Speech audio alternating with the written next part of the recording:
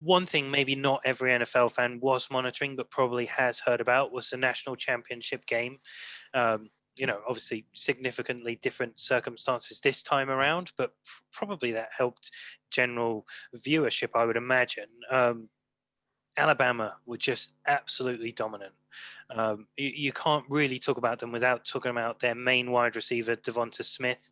Um, he basically sat out the entire second half with a finger injury, and he still caught 3 touchdowns, 215 yards on 12 catches.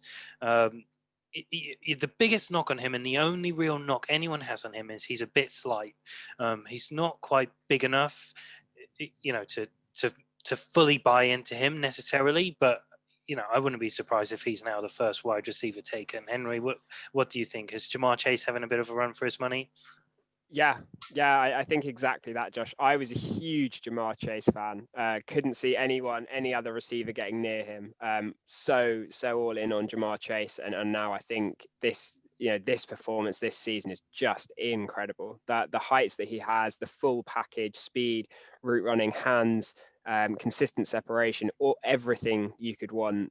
Length, like you said, the only thing a bit slight, and we see slight receivers have a lot of success in the NFL still. So I am, in awe of his performance. What a performance! And I think honestly, his sort of ceiling now is he goes top 5. Maybe he goes to the Bengals at number 5. I could see that happening now.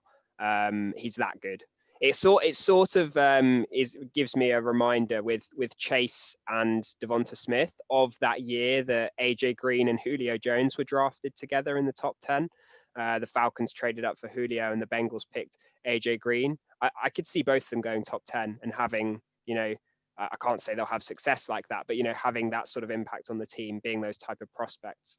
Absolutely phenomenal. Yeah, it would be funny if somehow it was the Bengals and the Falcons who took those two again.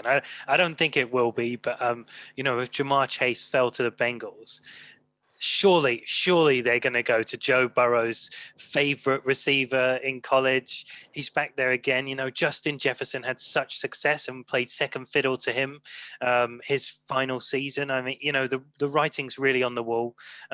Alabama keep this massive churn of wide receivers. We had Henry Ruggs, Jerry Jeudy come through last year. This year we'll have Devonta Smith, obviously, Jalen Waddle too, who's missed most of his last season with an injury, but is an incredible star. We already saw the other two key Alabama receivers to watch out for next year. John Mechie III, he's had a great season as well. You only have to watch Mac Jones and Alabama highlights, and he'll stand off to you. And then they've got Bolden, who took over in their slot.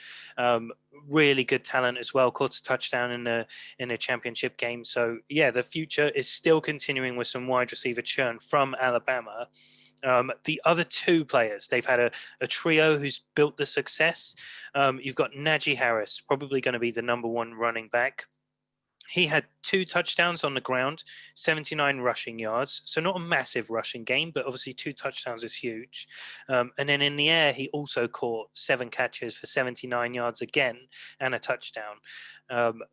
What he's proven is he's got the flexibility and the liquidity out of the backfield to catch the ball. Chris, we talked about the Steelers, their run game this season. If Najee Harris is there round 2 for them, are you snapping your fingers off at him? I think if he's there round 1, you have to. I know that we all don't like taking RBs unless they're 1, 2, 3, 4 in the draft, but I think that's obviously been the biggest letdown for us this year. Another name that could be up there if, say, Najee Harris has already gone, or maybe in the second round, Travis Etienne, the Clemson running back. I don't know what your thoughts are on him. Yeah, I mean, I'll be completely honest from a running back perspective. My knowledge of the class is so. Obviously Travis Etienne is huge up there. Most people thought he was going to be the number 1 running back. Neither have screamed off the tape to me at this point. I think we've seen a massive change in college football and move away from the running game. But maybe Etienne could be huge as well. I think both would change a franchise, but we're starting to see a bit less of an impact for running backs on the game as well. just a final touch point for the game itself. We had Mac Jones, 80% completion rate on 45 attempts, 464 yards, 5 touchdowns. Surely he cemented himself as a top half of the first round. And then Justin Fields had a real off day, 52% on 33 passes, just under 200 yards, 1 touchdown. He did have some good rushing yards, 67 of those, but we really saw probably what the biggest question mark on Justin Fields is. But yeah, let's keep an eye on that. Obviously, we'll look at draft and what that looks like shaping up moving forwards.